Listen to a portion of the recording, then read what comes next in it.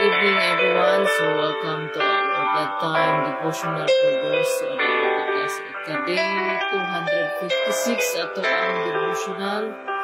So, ang atong topic karon is do yourself a favor.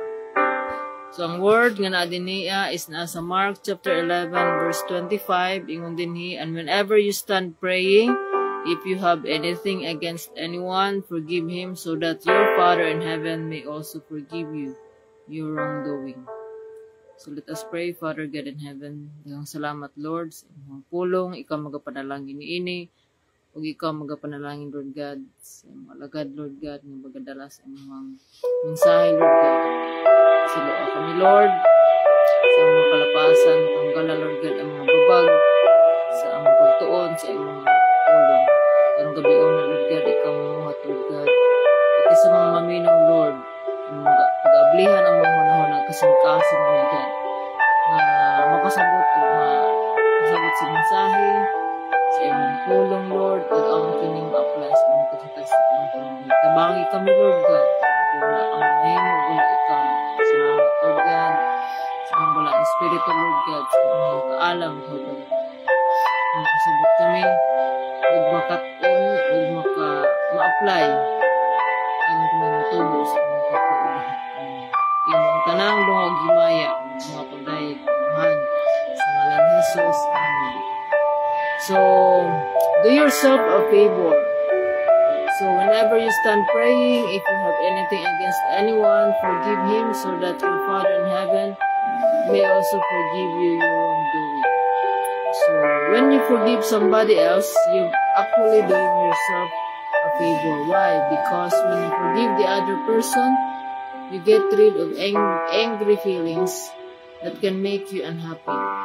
You're still angry about something that happened yesterday, or the day before that, or the day before that. Do yourself a big favor. Forgive everybody, including yourself if necessary. When you do, you won't change what happened yesterday, but you will make today a whole lot better. So, kaya ito ang pulong karon, murang igo.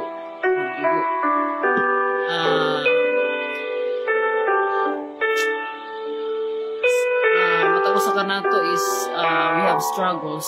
So, pati po daning mga forgiveness, maski po dapat pagaling. Sometimes, we struggle also to forgive ourselves. We struggle to forgive other people, especially sa atua. So, maginasay good ang kuan. That's a reality. So, ako dili ko exempted because from time to time makafeel ko na sa consequences. But akong ikuptan ang saad sa Ginoo nga Lord, you are good. Help me, Lord. I cannot do anything, Lord God. Wala sa inyo.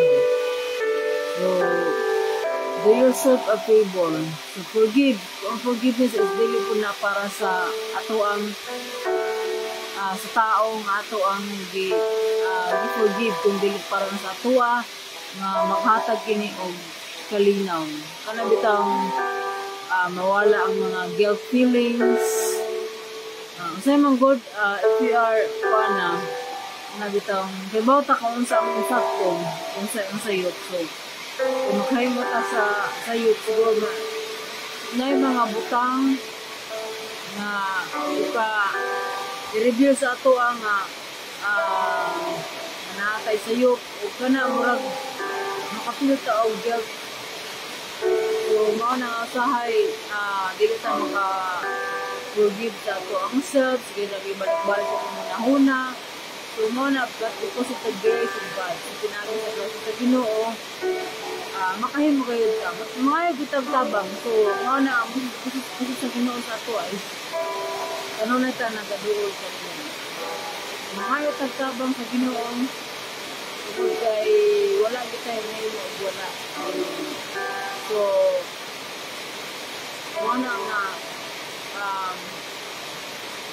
mga itang pasaylo biya sa Ginoo, kanunay ato i-surrender ato ang kinabuhi kaniya, mga itang pasaylo ato ang mga sala, o ato pong ipasayloon ang atong kaugalingon, ato pasayloon ang mga tao nga nakasala sa atuan. So kada adlaw mo ni ato ang ginabuhat. Tungod kay kada adlaw ta makasala. So mo na according sa ato ang topic kagahapon, memory verse in Romans chapter 3 verse 23 nga, for all have sinned and fall short of the glory of God. So kitang tanan nakasala. So mao na kinahanglan nga mga bitaw ka sa iluwa mga sala og atong maningkamuta nga baguhon nato ato ang pagalingon, ato ang dili nato buhaton kung unsa tong mga sala na ato ang nabuhat. So maningkamuta. So mao na pinagi sa grasya sa Ginoo, pinagi sa pangayo natong tabang sa Ginoo, pinagi sa pag-ilan nato sa Ginoo, pinagi sa pagpangita nato sa Ginoo. Ang Ginoo maghatag sa desire sa toang kasintasin. So I also desire na kitang tanan na makailabya sa Ginoo, mangita ta sa kamatuuran sa Ginoo, sa iyang pagkamatarong.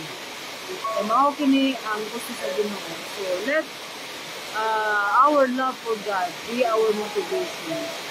So mao na nga ang Ginoo kanunay nga Ginoo nagapaabot ka nato. So kung nagapaabot sa ato ang balik ka sa iyahang sigilan. So do yourself a favor, come to God. Come as you are. So dili na kinahanglan nga mayon pa ka nga kinahanglan pa na kung bag-o na kung kagalingon ay pa ko balik sa Ginoo. No. Come to God as you are. So if you realize yourselves na kinahanglan there's something wrong with us, there's something wrong with me, Lord. I know I did many wrong things. So I did sa unsa nga mga dili makasamo sa Ginoo, akong kinaya dili maayo, nangan ako bag-uhon ni nga kinaya dili siya makalipas sa Ginoo.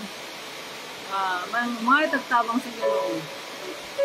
Kay dili nato kaya na baguhon nato ato ang kagalingon.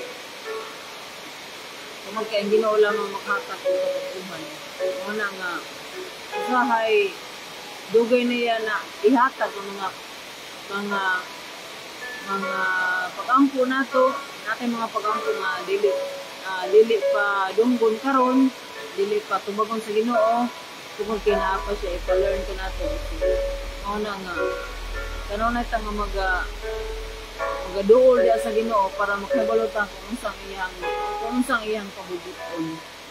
So mao na nga God is always building our character. So ako dili ko exempted. I sinned from time to time. So mao na nga kung wala gani ko sa Ginoo, kung karon siguro panahon na wala ko nagaduol ko sa Ginoo, ambot lang.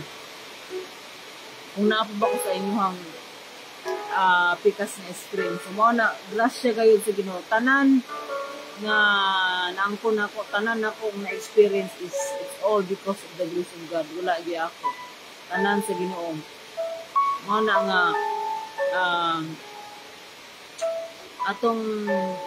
atong katunang kanunay nga sa ato ang imong padini whenever you stand praying. So if you have anything against anyone, so ato nang walaon ng mga pagdumot sa tong kaugalingon, pagdumot sa abang mga tao, daghang mga tao nga wala to ganahi, dili man na nga ganahan kwanta. Daghan og si Jesus, daghan ko siya mga kaaway. Pero ang ingon ni Jesus is to love our enemies. So katong mga tao kayo, dili gyud nato ma-please ang mga tao. So that's the reality. Dili gyud nato ma-please ang tao. So we should please God because siya ang nakahibalo kung unsa sa ato ang kasing-kasing. So ingon pa nga, maski bisag unsa pa nimo pagbuhat og maayo, naagay magkaistorya nga dili mao ang tao. So di ta mag-mind ana because that's the reality. So even Jesus, so ingon si Jesus nga, in this world we may experience kanang tribulations, persecution. So mo na kinahanglan nga lig-unon ato ang galingon nga mulahutay ta.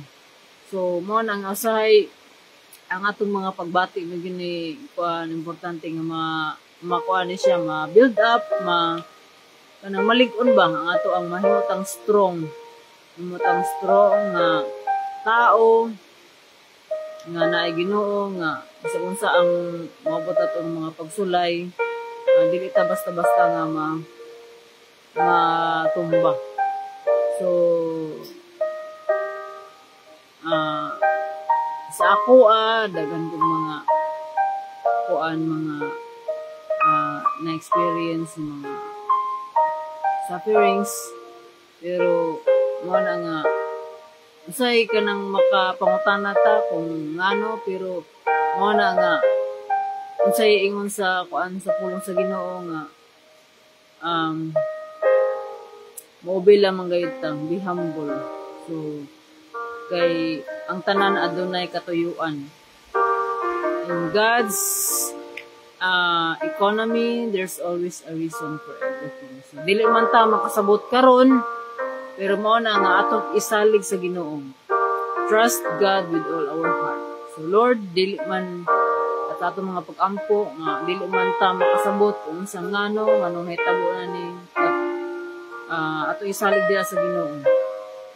Naamon tayo mga let's forgive everyone, yung mga tao nga nakasala sa atoa, nakapasakit sa atoa. So mao na nga dili tanan tao ganahan sa ato, dili tanan tao ganahan pud ta. So mao na nga let's kanang kuan mahigugma ita kay mao kana ang ato ang sugod sa Ginoo. So let's be founded in the truth. Let's be founded, let's be rooted with the Word of God. So, ayun sa pulong sa Ginoo, ang ato ang purpose is to love God with all our heart, soul, mind, and strength. So, sa paghigugma nato sa Ginoo, dihan nato makatunan kung sa ang iyang pagkamataron. So, by the grace of God, we are made righteous. We are made righteous in Christ Jesus. So, dili ta matarong, gipakamatarong ta pinaagi sa grasya sa Ginoo, pinaagi ni Jesus. So accept now, follow Jesus. And when we follow Jesus, atong surrender diha sa Ginoo ato ang kaugalingon, because God cannot work in us and through us if we don't surrender our lives to Him. I-surrender na to tanan natong mga concerns, tanan natong mga unsa pa na mga pains, mga suffering, mga persecution, mga unsa pa nga mga concern nato diha sa Ginoo. Ug ang Ginoo lang maghatag og kalinaw. So there's peace when we are in God. So maka-experience man tag mga problema, kasakit, pero ang grasya sa Ginoo kanunay nga nagatabang kanato. So, to God be all the glory. So, let us pray. Father God in heaven, daghang salamat, Lord, sa imong pag-remind ka namo tungod sa imong dakong gugma. Grasya, Lord God, nga kami naadinhian, nagatuon sa imong pulong. Salamat, Lord God, sa pag-remind ka namo, Lord God, to always be forgiving. Tungod kay ikaw, nagpasaylo ka namo, Lord God, angayan lang pud namo nga magpasaylo kami, Lord God, sa mga tao nga nakasala ka namo. Lord, pasayloa kami, Lord God. Tabangi kami, Lord God, nga mahimo kami mapinasayloon, Lord God. Ilabi na katong mga nakapasakit og ayos amo ang kaugalingon. Sa amo ang kasing-kasing. Lord, wala kami mahimo, wala ikaw, Lord God. Tabangi kami, tanggala, Lord God, ang mga dili maayo, Lord God, ng mga pagbati. Tanggala, Lord God, ang mga babag, mga kinaiya, Lord God, nga dili para sa imong hinayaan. Lord, ikaw ang magapanglihok, Lord God, sa mga naminaw ni ini nga mensahe. Ikaw ang Ginoo, Lord God, nga mooy muhatag og tinuod nga katagbawan, muhatag og tinuod nga kalipay, Lord God, sa ilahang mga kinabuhi. Nga kung sa man ilang nadungog, nakatunan, Lord God, ikaw ang Ginoo, Lord God, mo ay magpalalumpa sa ilang pagtuo diha. Dalaygon ka, Lord.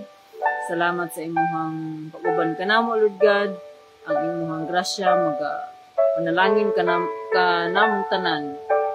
Salamat, Lord, imo ang tanang himaya, dungog ang mga pagdaig, imo lamang amahan, sa ngalan ni Jesus. Amen. So, salamat, good night, God bless, and see you tomorrow. So, salamat sa inyo ha, God bless. Bye.